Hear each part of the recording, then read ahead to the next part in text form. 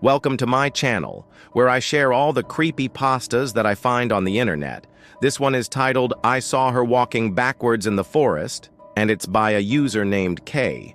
Okay, so the story begins with our narrator at his uncle's cabin. There's no Wi-Fi, there's no signal, nothing like that. You know, just to set the tone, just to let you know that this story takes place in the year 2000 or before. So anyways, our narrator decides to go for a walk one morning, and while he's walking on this trail, he sees something crazy. He sees a woman who appears to be in her early 30s walking backwards. She's barefoot and she's pale. She's also twitching her head back and forth like it's loose or something. She's also mumbling stuff, but he can't make out what she's saying. He says that he froze when he saw her. He was mesmerized, I guess. And then she passed right by him, still walking backwards, and he didn't move. And then she just disappeared into the trees. So obviously he's sitting there thinking about what the hell he just saw, and he decides to go home and he tells his uncle what he saw. His uncle goes super pale, and he whispers to the narrator, "You never look her in the eyes and you never follow her." So of course now the narrator isn't sleeping. He can hear footsteps outside his cabin. They're slow and deliberate, and they sound like someone walking in reverse. I mean, he describes it as if someone was taking steps backwards and then stepping on every leaf and twig so that it snapped, and then continuing their path. You know, which I imagine would make a lot of noise, especially if there's twigs and leaves around. So yeah, he doesn't sleep. And the next day, his cousin Mark says that he saw her too. But Mark decided to follow her, and he didn't come back. They search for him for hours and then days, but they can't find him. But they do find his shoes. The shoes are found placed perfectly backwards in the middle of the trail, and they have no other explanation for them. Like they don't even try to come up with one. They just assume that the only possible explanation for these shoes being here is because Mark followed the woman and she did something to him. So the narrator is freaking out. He's going to go back home. He's packing up his things and preparing to leave, and he looks out the window one last time before he goes, and he sees someone in the woods waving at him. He looks closer and he realizes that it's his cousin Mark. But something's off about him. His smile is kind of crooked. So he turns away from the narrator and walks off into the trees. And as he's walking away, we realize that he's walking backwards. That was the end of the creepypasta, and I think this one is so good. First of all, the writing style of it reminds me of those old folk tales that my grandmother used to tell me when I was little. Like the stories always had a simple, straightforward beginning, straightforward writing, and then an abrupt ending that usually left me questioning everything I thought I knew about reality. And this story has that same effect on me. Like, damn, this story is good. I feel like it keeps you guessing the whole time. Who is this woman? What is going on? Why is she walking backwards? Why does Mark decide to follow her and then he comes back, but then he goes back again? I have so many questions, and there's no answers. And I like that the narrator never looks the woman in the eyes, you know, because if he did, then he would become trapped in whatever reality she exists in, I guess. Or I think it also alludes to the fact that if you really look at her, like, you'll probably think that she's not real. You'll probably think that she's a hallucination or something. And maybe she is. Maybe she's some sort of demon or entity that can bend reality. And it sounds like Mark and the narrator's uncle both know this. They know not to look at her, but they forgot to tell each other. You know, the uncle told the narrator, never look her in the eyes. But he never told Mark that. And that's why Mark got lost following her. And then when the narrator sees Mark at the end, he doesn't look at him, right? He just watches him from afar. He doesn't get any closer. And I think that's why he gets to keep his sanity and he's able to leave. If he would have gotten closer, then he would have been pulled into that alternate reality with Mark, I feel. Also, I love the description of the footsteps. That part has stuck with me ever since I read this story. Like someone walking backwards. That's so disturbing. This happened to me. Well, the first part did. Let me explain. My friends and I wanted to rent a cheap cabin in the woods this past spring break. So we went online and we found the perfect one. This remote cabin was located in the Appalachian Mountains and was going for an amazing price. I mean, it was so cheap because it was off-season. And so we figured, hey, if nobody wants to go there, that's perfect. We'll have the whole place to ourselves and we can save some money. However, when we booked the cabin and we were planning the trip, we got a call from the owner saying, "Hey, you guys know this cabin is really old and she warned us about the basement. She said, there's something down there that you guys should definitely not mess with." Now, of course, being the dumb kids that we are, we didn't listen. We didn't think anything of it. We just thought, oh, the old lady just wants to scare us, so we'll pay extra for the stay. But little did we know she was trying to protect us. The drive to the cabin was pretty long. We stopped at gas stations, we stopped at diners, and of course we stopped at grocery stores to stock up on food. So we had plenty to eat and drink during our stay. Finally, the sun started to set, and we had not found the cabin yet. So we pulled out our phones and we called the owner to ask her for directions. She gave us directions, and luckily we found the cabin. But it was already dark. We all got out of the car and stared at this old log cabin in the middle of nowhere. The windows were boarded up. There were cobwebs everywhere. But it had a porch light on. The owner must have turned it on before she left. As we walked up the creaking steps to the front door, I noticed a very strange symbol carved into the door frame. I pointed it out to my friends, and we all agreed that it looked like some kind of pentagram. I felt uneasy, but I shrugged it off and knocked on the door. The owner welcomed us in and showed us around the cabin. She explained how everything worked and where things were located, but the entire time she kept warning us to stay away from the basement. She told us stories about how the walls were thin and how we could easily hear sounds from the basement. She even offered to show us the basement, which we declined. She then left us alone. We spent the first day exploring the area around the cabin. We played in the river nearby and we climbed trees. Then we came back to the cabin to relax and watch movies. We decided to split up the chores and one of my friends went down to the basement to wash some dishes. They came right back up with a huge frown on their face. They said the basement was disgusting and that they didn't want to go back down there. So the rest of us took turns going down to the basement to do the dishes. I went down there and it wasn't any worse than any other basement. I mean, sure, it was dusty and there were cobwebs hanging from the ceiling, but that's what you get when you have an old cabin. What I didn't expect to see was a heavy wooden trap door in the middle of the floor. I asked my friend, "Hey, what's this thing?" They had no idea. They said they hadn't noticed it before. So we decided to look around the basement to see if we could find something that would help us open the trap door. We moved boxes and we searched behind shelves. We even took apart a workbench, but we couldn't figure out how to open the trap door. It was like it wasn't meant to be opened. After a while, we gave up. We finished doing the dishes and we went back upstairs. We didn't think much of the trap door after that. But later that night, we started hearing strange noises coming from the basement. At first, we thought it was just the wind, but then the noises started to get louder and more frequent. Then we heard scratching sounds. It sounded like somebody or something was digging its nails into the wooden floor. My friends and I were watching TV in the living room, so we paused what we were watching and listened closely. The scratching continued for about 5 minutes. Then it stopped. Maybe it was just the wind, we thought. So we unpaused the show. But then the scratching started again. This time it was coming from directly below us. I could feel the floor vibrating beneath my feet. Whatever was down there was moving around a lot. We all looked at each other, unsure of what to do. My friend said, "Let's check it out." So we all slowly made our way down the stairs to the basement. We were ready to fight whatever was down there. When we got to the basement, the scratching had stopped. We checked everywhere, but there was nothing there. The trapdoor was still lying where we left it. We weren't sure if we should tell the others or not, but we all agreed that we should probably check the rest of the basement. We found nothing, so we went back upstairs. The next morning, we woke up early and headed out for some breakfast. None of us could eat, though. We were all too nervous after what happened the night before. When we got back to the cabin, things started to happen again. We could hear whispering coming from the basement.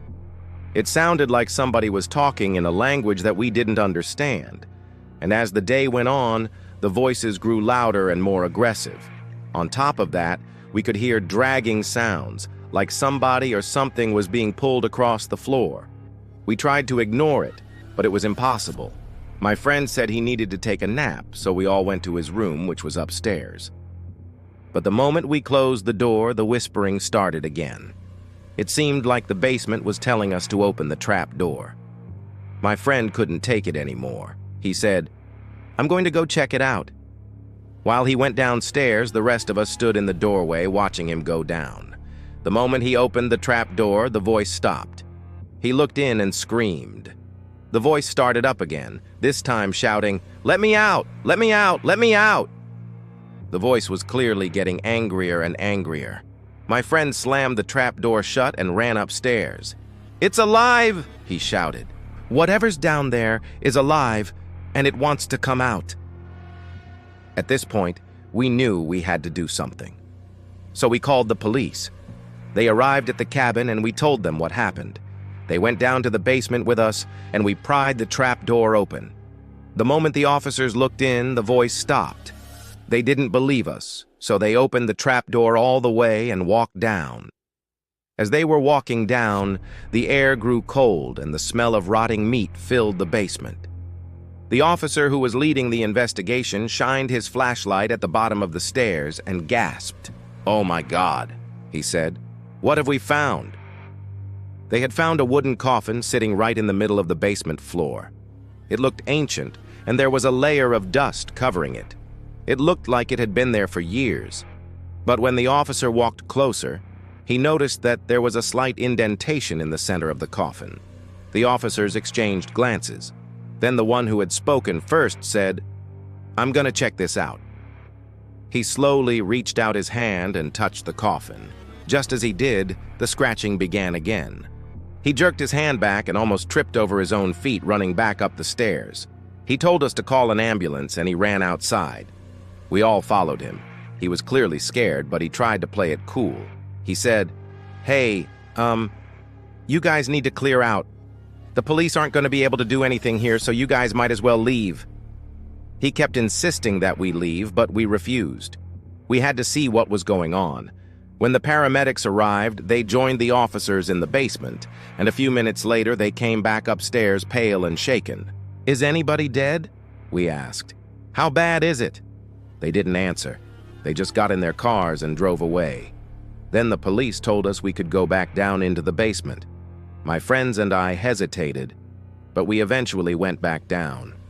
The officers had opened the coffin, and inside was a man. His eyes were wide open, his mouth was sewn shut, and he was barely breathing, but he was alive. He tried to speak, gargling and twitching. Then he grabbed my wrist and bit down on it. I screamed and pulled my hand away. He didn't seem to notice. He kept trying to speak. We don't know what he was trying to say because he never got the chance. The paramedics came back and put him on a stretcher.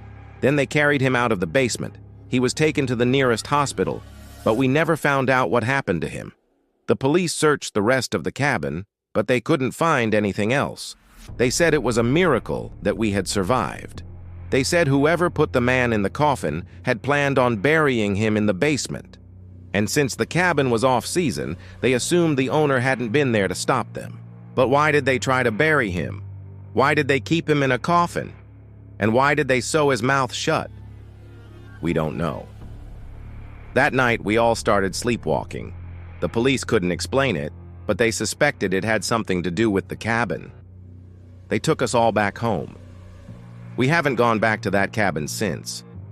I don't even want to know what's down there. But sometimes at night I wake up and I swear I'm nailed shut in a coffin waiting to be buried. And sometimes I hear a voice whispering, "Let me out." And I know it's not in the basement anymore. It's right beside me. What are the scariest things that have ever happened to you? Perhaps you've had a close brush with death, or maybe encountered something paranormal that sent shivers down your spine. Whatever it is, we all have those stories tucked away in our memories. For some, these experiences can be so traumatic, they become a defining moment in their lives. But how often do these events make it into print? The tales that seem destined for campfire storytelling rarely end up published and critiqued by an audience. So today we're turning the tables. It's your turn to share your story. Your scary, creepy, horrifying story in the comments below. Who knows? You might just find yourself featured in a future episode. Hi, welcome to this channel. The following story comes from our community member, Daniel. Let's begin. In the summer of 2018, I was backpacking in the Beartooth Wilderness in the early 2000s with 3 other friends. We hiked to a remote area that was off the beaten path, and there wasn't even a trail for it. There were no signs or path markers or anything like that, just a small blue dot on our topo maps with the name of the lake we were trying to get to. The hike itself took us a full day to complete, so we didn't arrive at the lake until well after dark. Once we got everything set up, we went to bed. We woke up bright and early, eager to explore the lake. As we got up and started making breakfast, we noticed that several of our things had been moved. Nothing important had been taken, but things such as sticks, stones, and random leaves had been placed on top of our tent. We shrugged it off and assumed it was a bear, even though we hadn't seen any bears in the area, and we had hung our food far away from the tent. We started to make breakfast again and set up for the day. That's when we noticed that our footprints from the night before had been erased. All of the surrounding rocks and dirt around the tent were turned over as if something large had been digging in the dirt. None of us wanted to admit it, but a primal fear started creeping in. We finished up quickly and decided to pack up. As we started packing, Eli, who had been eerily quiet up until this point, suddenly pointed to a log nearby. He told us to come see something. We walked over to where he was pointing and saw what appeared to be a small hole leading down into the ground. It was about 2 feet wide and about a foot deep. The edges of the hole looked as if they'd been torn apart with exposed roots from the surrounding trees. It was strange, but we chalked it up to our imaginations running wild. Suddenly, Eli screamed. "Guys, come quick!" he shouted. "It's gone!" We all looked toward the tent and realized that Eli was missing. He had vanished. I immediately started screaming for him as I ran around in circles. My friends started climbing the nearby hill to try and spot him. They couldn't find him anywhere. We shouted for him for about an hour, but only silence answered us. We searched for tracks or signs of where he could have gone, but everything had been wiped away. It was like he'd evaporated. After we failed to find him, we tried to retrace our steps, thinking maybe he had gotten turned around. But the trail wasn't easy to follow, and it had already been a long day of hiking. With no luck finding Eli, we decided to set up camp again. That night was spent anxiously waiting for Eli to return, but he never did. In the morning after, of course, not sleeping at all, we set out to find Eli again, combing the forest floor for any sign of what had happened to him. It was during this time that we discovered the hole once again, but this time it was bigger. We all knew at this point that whatever had happened to Eli was no accident. We were terrified. We had no reception on our phones, so we were completely alone. With no other options, we continued to retrace our steps, hoping to find a familiar landmark that would lead us back to the car. But no matter how far we walked, we always seemed to find ourselves back at the same spot. It was as if the forest didn't want us to leave. Over the next few days, we managed to find our way to different areas of the forest, but nowhere seemed familiar. We came across streams, lakes, valleys, even some logging roads.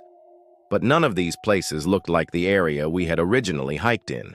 The forest seemed endless. On the 3rd night, one of my friends, Sarah, disappeared just as mysteriously as Eli. She had been telling me how she felt like she was being watched, and then moments later, she was gone. I knew at this point that I had to escape the forest or I would be next. Somehow I managed to escape the clutches of the forest and find my way out. I stumbled upon the road and flagged down a passing car. The couple inside stopped and offered me water and a ride. I managed to find my way home, but I haven't seen Matt since. Sometimes in my dreams, I hear him calling to me from behind the trees. So that was the story of The Forest Only Lets One Person Out. If you enjoyed this episode, and make sure to leave a like, subscribe, and stay tuned for more. Also, if you're looking for more amazing scary stories, check out the playlist. Here's a story from the playlist. It's terrifying and it's called Creepy Doll in the Attic. Attic Creepy Doll. When I was about 10 years old, my family and I moved into an old farmhouse which had been in my great-grandma's family for generations. My bedroom was in the attic, which had slanted ceilings, dormer windows, and it was filled with old furniture. There was a vanity table made of dark wood that was probably over 100 years old. It had a large mirror with an ornate gold frame. I loved that thing. At the time, I also loved horror movies and ghost stories. So whenever I would get ready for bed, I would stare at my reflection in the mirror and make spooky faces. I would also make up stories about the people who used to live in the house. I would imagine them walking the stairs in the attic or moving about in the rooms down below. I'd lie in my bed at night listening to the creaks and moans of the old house. I told myself that ghosts were real. One night I was lying in bed watching the shadows of the curtains moving in the light of the street lamp outside. I heard footsteps in the attic above me.